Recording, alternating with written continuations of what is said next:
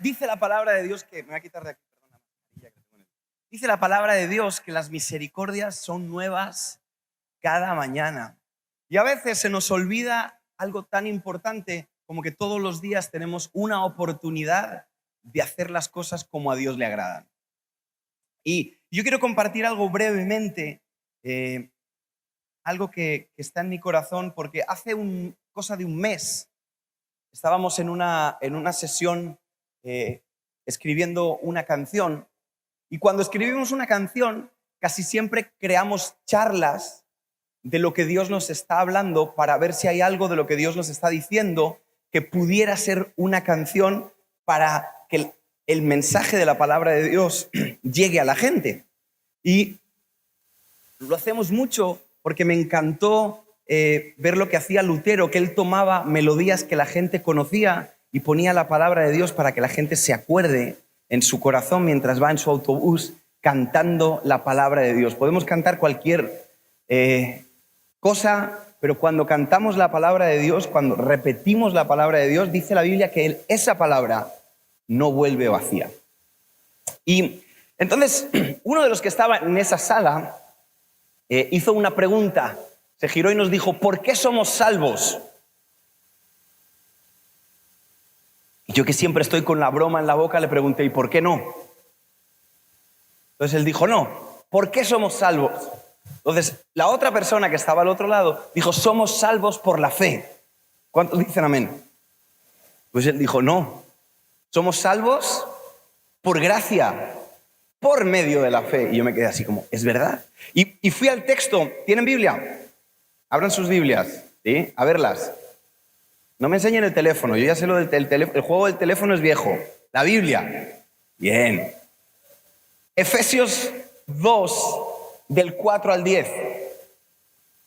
Efesios 2, del 4 al 10. Voy a ponerme el timer porque no está aquí y no me quiero pasar del tiempo.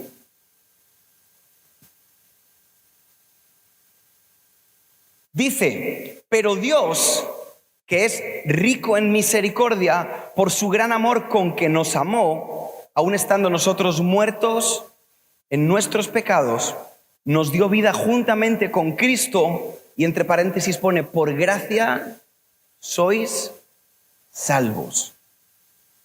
Y juntamente con Él nos resucitó a sí mismo y nos hizo sentar en lugares celestiales con Cristo Jesús, para mostrar en los siglos venideros las abundantes riquezas de su gracia en su bondad para con nosotros en Cristo Jesús. Es decir, Dios nos salva para demostrarle al mundo lo que su gracia puede hacer en la vida de una persona. Somos, aquí en Efesios dice, para ponernos como ejemplo, para mostrar en los siglos venideros cómo gente imperfecta puede ser transformada por un Dios perfecto. Pero cada vez que hablamos de la gracia, y nos encanta hablar de la gracia, y cantamos de la gracia, cantamos Gracia Sublime es, Amazing Grace o Sublime Gracia, nos cantamos de la gracia porque es un tema muy bonito. A mí siempre se me viene a la mente otro versículo. No sé si a alguno de los pastores le pasa, pero yo tengo versículos asociados. Hablan de una cosa y mi mente pega a otra. Y cada vez que alguien habla de la gracia, mi mente se va a Hebreos 12, del 12 al 17, y este es el texto central de lo que te quiero compartir. Dice: por lo cual, levantad las manos caídas y las rodillas paralizadas, y haced sendas derechas para vuestros pies, para que lo cojo no se salga del camino, sino que sea sanado. ¿Qué hacemos como iglesia? Como líderes. Levantar las manos caídas, enderezar las rodillas. Ayer el pastor Omar dio una predicación magistral, como los que decidimos servir al Señor vivimos lidiando con problemas de otra gente, levantando las manos otra vez y otra vez. ¿Y cuántos trabajan con adolescentes? Y eso es todos los días. Lo que les dices hoy se les olvidó a los 10 minutos y hay que levantarlos de la misma historia a los 3 minutos. Y aquí dice: seguid la paz con todos y la santidad, sin la cual nadie verá al Señor. Mirad bien no sea que alguno deje de alcanzar la gracia de Dios, que brotando alguna raíz de amargura os estorbe y por ella muchos sean contaminados. Y termina diciendo, no sea que haya algún fornicario o profano, ¿como quién? Como Esaú, porque por una sola comida vendió su primogenitura. Y ya sabéis que después, deseando heredar la bendición, fue desechado y no hubo oportunidad para el arrepentimiento, aunque lo procuró con lágrimas. Y cada vez que alguien habla de la gracia, a mí el Señor me recuerda que yo tengo la gracia de Dios para mi vida, para mi ministerio, para mi familia, pero que yo mismo puedo dejar de alcanzar la gracia de Dios si dejo que crezca en mí una raíz de amargura. ¿Qué es una raíz de amargura? ¿Alguien ha tenido alguna vez reflujo? Esto que te da cuando comes mucho en la mañana, y vives con una amargura interna y los demás no la ven, pero tú estás incómodo y te dicen, ¿qué te pasa? Y a lo mejor no sabes ni explicarlo, pero el ejemplo que pone la Biblia de amargura es Esaú. Así que vamos a ir al siguiente texto. Son 4 textos, me queda uno más. Génesis 25, del 27 al 34. Mientras te lo buscas, te quiero contar algo. Esaú era nieto de Abraham. ¿Alguien ha oído hablar de Abraham? Por favor, decidme que sí. Abraham es un pilar de nuestra fe. Abraham fue padre de Isaac. E Isaac tuvo 2 hijos. El mayor se llamaba Esaú y el menor se llamaba Jacob. En la época en la que ellos vivían, ser el primer hijo no era solamente el hijo mayor que tiene que cuidar a sus hermanos pequeños. Tenía unos derechos como hermano mayor por encima del resto. Él tenía la bendición de su padre. Es más, si el padre llegaba a faltar, la cabeza de esa casa era el hermano mayor.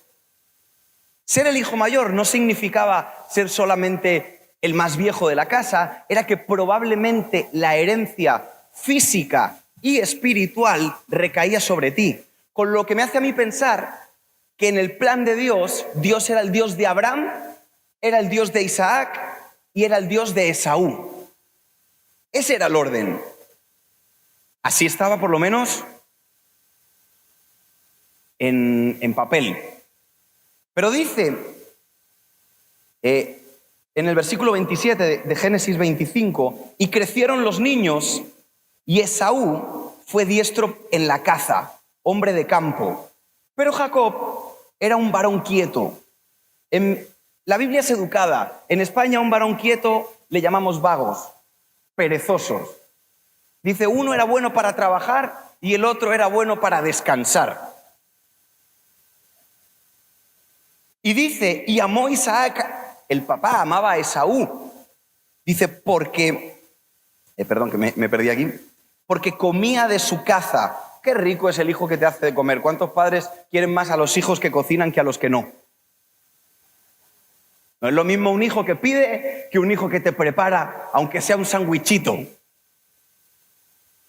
Pero la mamá, Rebeca, amaba más a Jacob, porque Jacob estaba sentado con ella, chismeaban juntos, hacían, no sé qué hacen durante todo el día. ¿Qué hacía Jacob que no estaba trabajando? Todavía no lo sé.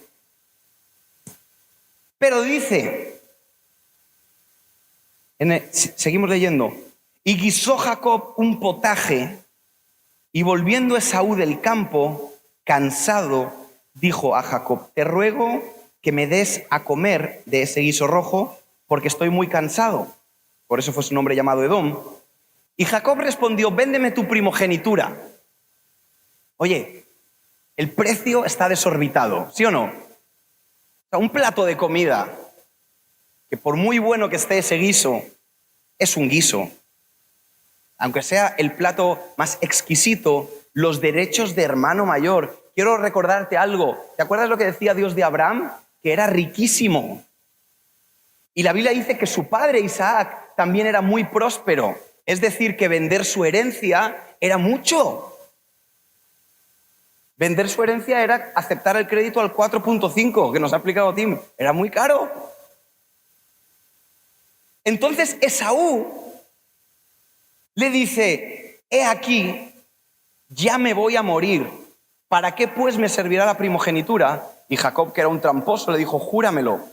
Y él le dijo que sí, se lo juró. Esaú comió, bebió, se llenó, y dice la Biblia, y así despreció su primogenitura. Cuando leo este texto, que para mí tiene dos enseñanzas, tiene una enseñanza para el día a día y tiene una enseñanza para el liderazgo, hay muchas preguntas que me surgen. La primera, ¿dónde estaba Jacob cuando preparó el guiso? A ver, ayudarme. Así se me despiertan, venga. En su casa. Y en esa casa, además de él, ¿quién más vivía? ¿Quién? Sus padres. Con lo cual, si tú vas a tu hermano y le pides de su comida y tu hermano te pone un precio desorbitado, lo único que tienes que hacer para comer es salirte de esa habitación, ir a donde está tu madre y decirle, mamá, ¿me preparas unos huevitos fritos? ¿Qué madre dejaría a su hijo sin comida? Con lo cual el drama de Esaú no tiene justificación familiar. Esaú estaba en su casa. Aparte, por muy rico que hubiese estado el potaje y por muy lleno, ¿cuántos de aquí han ido a algún buffet alguna vez?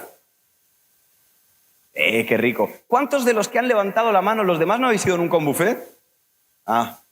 Habéis comido más de lo que es decente comer. Uno come y ya yo directamente en los buffets me desabrocho el botón. Porque uno no come hasta que se llena, uno come hasta que se marea. Ayer también lo dijeron. ¿Y cuántos de los que habéis comido hasta marearos en un buffet habéis salido de ese buffet diciendo no como en 3 días? Y a los 15 minutos tenéis un helado en la mano. Y a las 3 horas dices, no puede ser que yo haya comido tanto y tenga hambre y te estás comiendo un sándwichito a escondidas. Porque la comida no sacia. Estamos hechos para comer constantemente. Y esto a mí me llama la atención.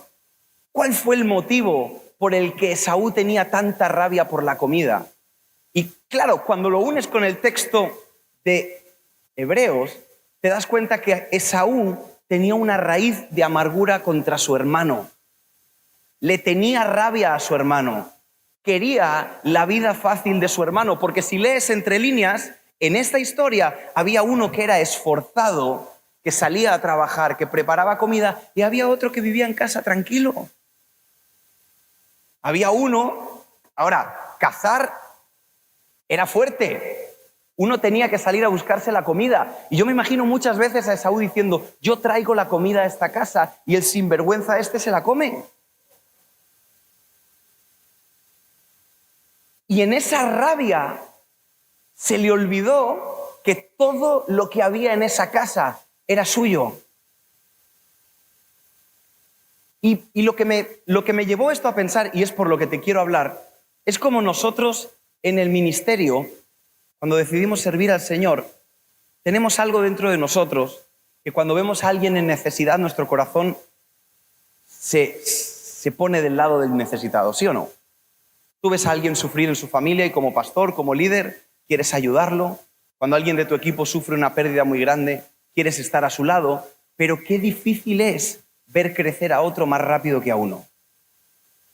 Nos encanta estirar la mano hacia abajo porque aunque estamos ayudando a alguien, nos gusta sentirnos superiores al de abajo. Y yo te ayudo, pero ¿cuánto nos cuesta aplaudir al que le va bien? Y casi siempre, cuando a un ministerio le va bien, empiezas a oír cosas, le va bien, pero... ¿Y eso sabes cómo se llama en la Biblia? Amargura. Hay otro ejemplo clarísimo, previo a este, en Génesis. Dice la Biblia, ¿cuál era el hijo mayor de Adán?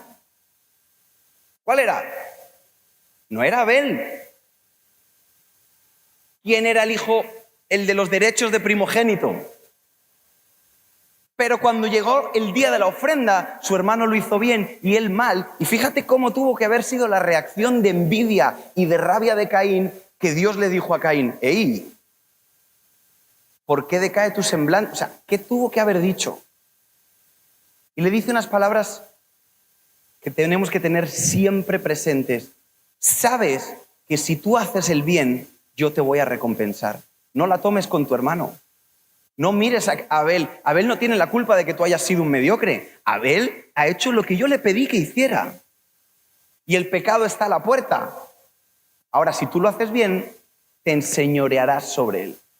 Y me doy cuenta, no sé si aquí en Nicaragua pasa, que vivimos en una sociedad que cuando uno llega con unos tenis blancos, los amigos para hacer el chiste, ¿qué hacen? ¿Qué hacemos? ¿Se los pisamos? Ay, espera, es una broma, no te pongas tan drástico. En España, cuando alguien viene con el pelo bien cortadito, ¿qué le hacen? ¿Sabes lo que le hacemos? El que se pela se estrena, decimos. Y otra cosita que pasa mucho es que si tú ves un coche nuevo aparcado en la calle, hay algo dentro de ti que te pide sacar una llave y ayudarle a hacer un diseño nuevo. Porque nos da rabia que a los demás les vaya bien.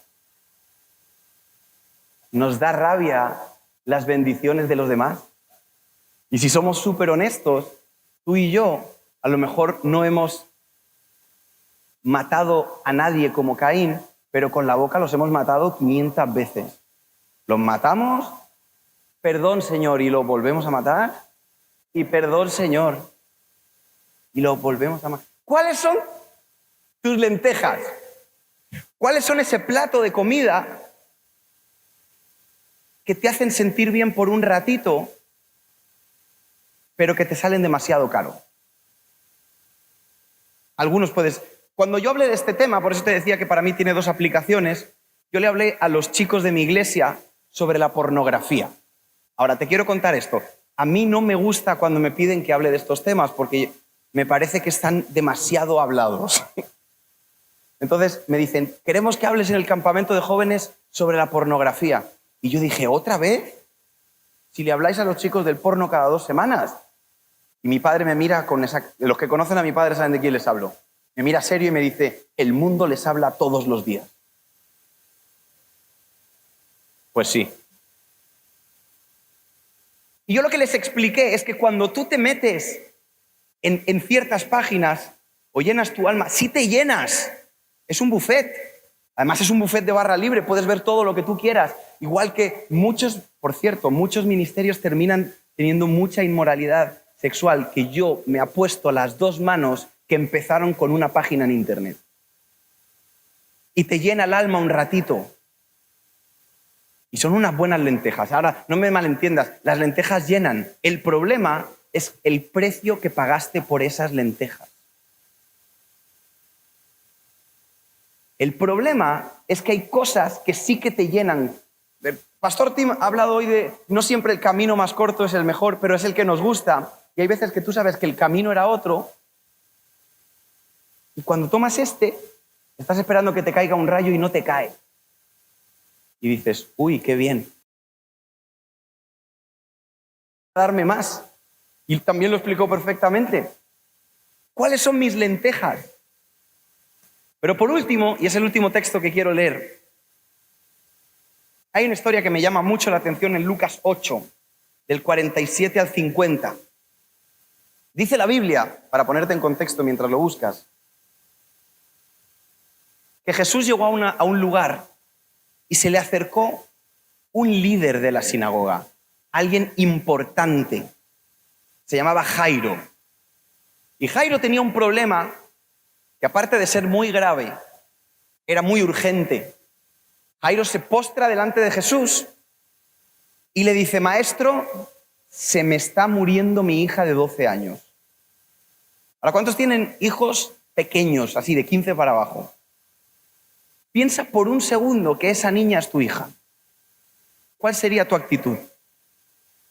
¿Cuál sería tu desesperación? Él se arrodilla, le pide a Jesús que haga un milagro y Jesús le dice, vamos a tu casa. El problema es que cuando tienen que cruzar para la casa de Jairo hay una gran multitud. Como cada vez que tienes prisa hay atasco o tráfico, ¿cómo le dicen aquí? Es matemático. Si tú vas con tiempo, no hay ni un coche en la calle. Pero como tú vayas con prisa, es como que hay alguien mirando, tiene prisa, pónmelos ahí. Y de repente dice la Biblia que Jesús tenía que cruzar de aquí para allá y todo el mundo estaba encima de él. Jairo desesperado. Yo me imagino a Jairo moviendo gente. Eso sí que era un quarterback de estos de fútbol americano, ¿no? Metiéndole el hombro a dejar pasar a Jesús. Y de repente Jesús dice, alguien me ha tocado. Yo me imagino a la gente decir, Jesús, no te ha tocado a alguien, te ha tocado todo el mundo. No hay manera de entrar al metro del Distrito Federal y que no te toque nadie. No hay manera de entrar a un lugar lleno de gente y que no te toque nadie. Entonces los discípulos le dicen, Jesús, tenemos prisa, se nos muere la niña y aquí hay mucha gente. Jesús dice, no. De mí ha salido poder. Yo si fuese Jairo le diría, obviamente, porque eres muy poderoso y al que es muy poderoso se le cae el poder por ahí, porque es mucho poder el que tienes, no tienes para sujetarlo todo. Vamos a casa. Y empieza a preguntar, ¿cuánto tiempo tardó la mujer en hablar? Jesús, ¿quién me tocó? No se va nadie. Esto es como cuando roban un teléfono en un campamento, ¿no? Y metes a todos en la misma sala y de aquí no nos vamos hasta que aparezca el que robó. Y todos. Y Jesús, ¿quién me tocó? Ahora tienes que entender que esta mujer estaba rompiendo la ley, porque la ley decía que cuando tú tenías un flujo de sangre, tenías que estar apartada del campamento, no podías estar cerca de nadie, mucho menos en medio de una gran multitud y mucho menos tocar a traición a nadie, porque lo hacías maldito.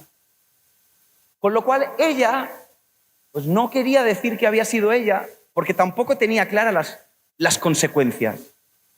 Y pasa el tiempo, y cada segundo del tiempo de Jesús era un segundo menos de vida de la hija de Jairo. Y llega el texto y dice, entonces, cuando la mujer vio que no había quedado oculta, que había sido expuesta, vino temblando y se postró a los pies de Jesús y le declaró delante de todo el pueblo la causa por la que le había tocado y cómo al instante había sido sanado. Ahora hay otra versión que dice, y le contó todo lo que le pasaba. Y ese detalle es muy peligroso, porque ella le contó toda su historia a Jesús. Ella, no él, ella. ¿Alguien ha viajado sin su esposa? Aquí la tengo yo delante. Y le encanta preguntarme los detalles de todo. Cariño, ¿cómo te fue? Yo le digo, ¿me fue bien? No, ¿te fue bien? No. Quiero toda la historia. ¿Con quién? Ahora estoy mucho más tranquilo. Cuando viene conmigo no me pregunta al lado de quién me senté, qué comí, dónde dormía. Me ahorro mucha información. Encuentras a una mujer contándole la historia de su vida. Llevo 12 años en este problema, he gastado todo mi dinero, y pasa el tiempo, y cada segundo que pasa es un segundo menos de la vida de la hija de Jairo.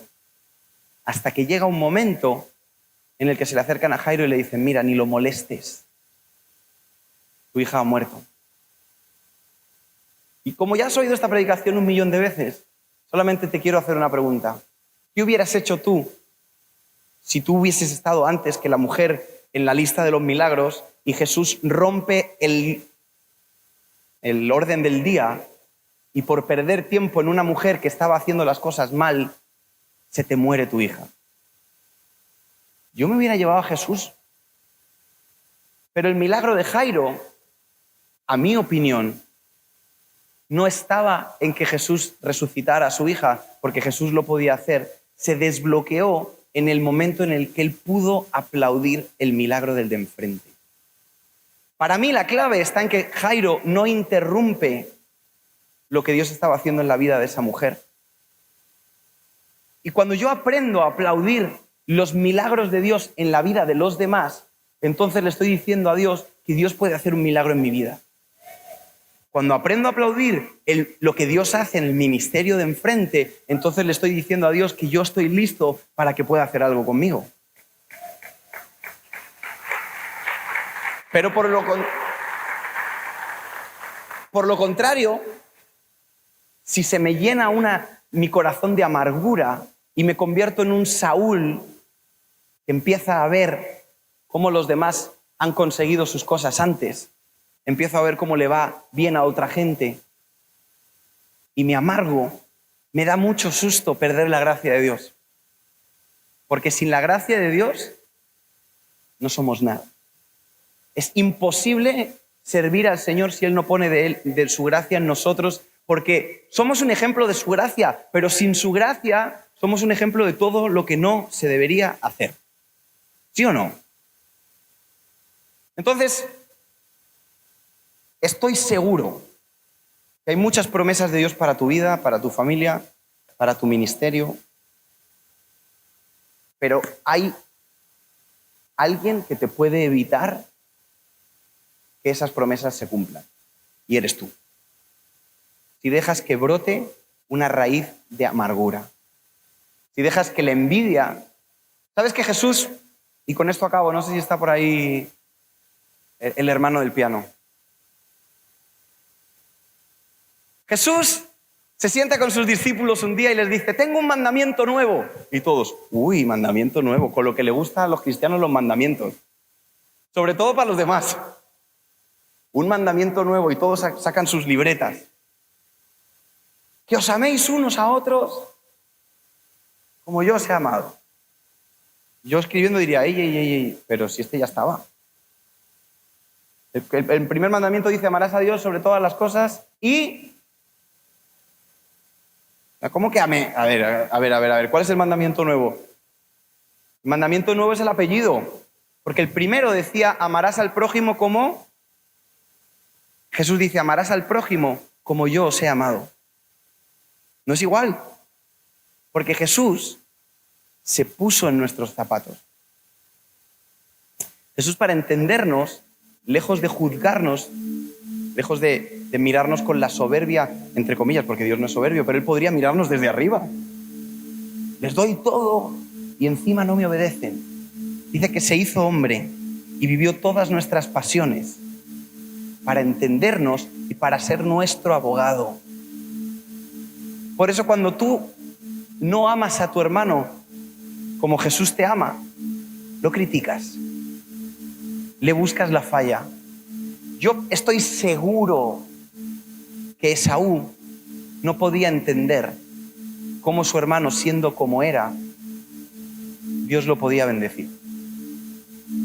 Y lo triste de esta historia, no para Jacob, es que Dios no se llama el Dios de Abraham, de Isaac y de Jacob, porque Él se llenó de amargura y quiso un poquito del plato del que la tuvo fácil.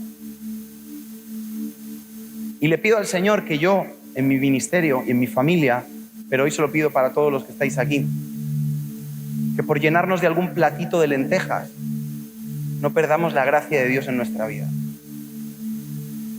Que no perdamos de vista nuestros derechos de hijos de Dios. Porque somos hechos hijos de Dios por gracia, pero somos hijos de Dios. Por tanto, coherederos con Cristo. Y no es que yo me lo haya ganado, pero aunque no me lo haya ganado, me lo disfruto. No es que tengo que ir, yo no me merecía. No, no me lo merecía y estoy feliz porque no me lo merecía y mira cómo me la disfruto. Pero tener cuidado, no saliendo una raíz de amargura, pierdas la gracia de Dios. Me gustaría ser como Jairo. Me gustaría ser de los que aplaude a los demás y lejos de los de decir por qué a él sí, a mí no, ser de los que dice si a él sí, a mí también. Porque es Dios el que lo hace. Es su gracia. Nos ponemos de pie un segundito y acabamos. Yo solamente acabo con esto. ¿Cuál es tu plato de lentejas? ¿Cuál es esa raíz de amargura que te ha crecido? El problema para Esaú y para todos los que tienen raíces de amargura es que cuando se la ves ya es muy tarde. Cuando le vieron la raíz de amargura a Esaú, ya había vendido sus derechos de hermano mayor. Y dice que el día que bendijeron a Jacob, él lloraba amargamente. Pero mi teoría, y hay muchos pastores aquí para que me lo cancelen después, es que Esaú no perdió la bendición el día que la perdió el día de las lentejas. Ahí solamente se consumó. Dejó entrar al enemigo en casa, le vendió su alma, le vendió su ministerio criticando a su hermano, le vendió su ministerio viendo páginas que no debía, le vendió su ministerio siendo todo lo que tú sabías que no debías ser. Y luego, años después, lloró amargamente. Entonces yo decía, bueno, Señor, qué mensaje tan triste, porque todos los que ya hemos comido lentejas, porque aquí todos hemos comido lentejas, ¿qué hacemos? Los dejamos y nos vamos. Y esta semana leía en la Biblia la historia del profeta Balaam. ¿Habéis oído hablar de él? El de la burra.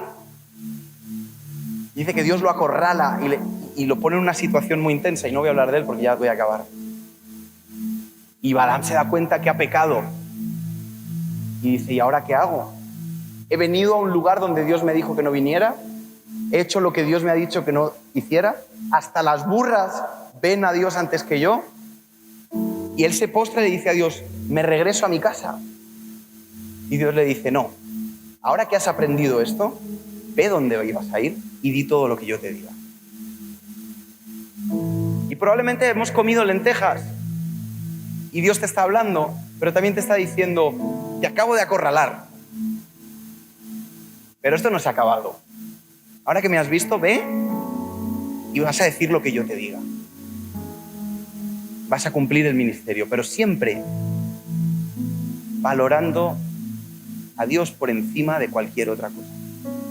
Valorando la primogenitura, valorando nuestros derechos y privilegios de servir al Señor.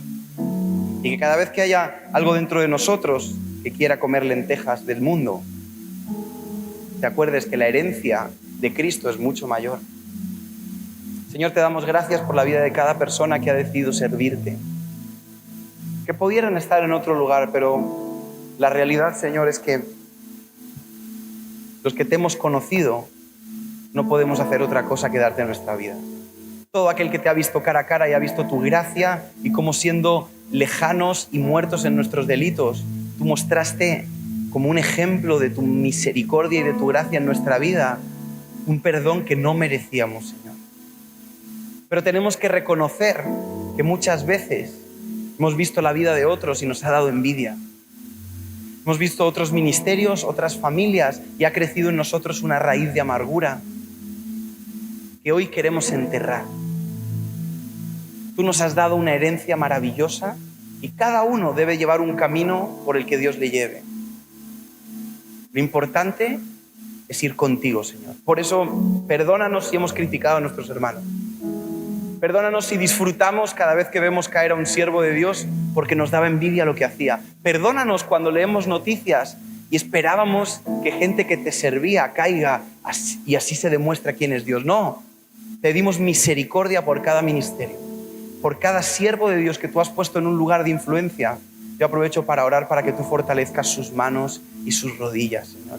Que a todas las personas a las que tú le has dado un foco y una presión extra, lejos de nosotros juzgarlos por cosas que quizás conocemos, hoy los bendecimos. Hoy te pedimos que traigas misericordia, la misma que queremos para nosotros, porque a quien representamos es a ti, Señor. Por eso te bendecimos y te exaltamos y levantamos nuestras manos y te decimos gracias por contar con nosotros. Gracias por habernos amado, por habernos hecho hijos tuyos, por habernos dado este enorme privilegio, y lo queremos valorar con toda nuestra vida, porque tú te lo mereces. En el nombre de Jesús, amén y amén. Que Dios te bendiga, iglesia.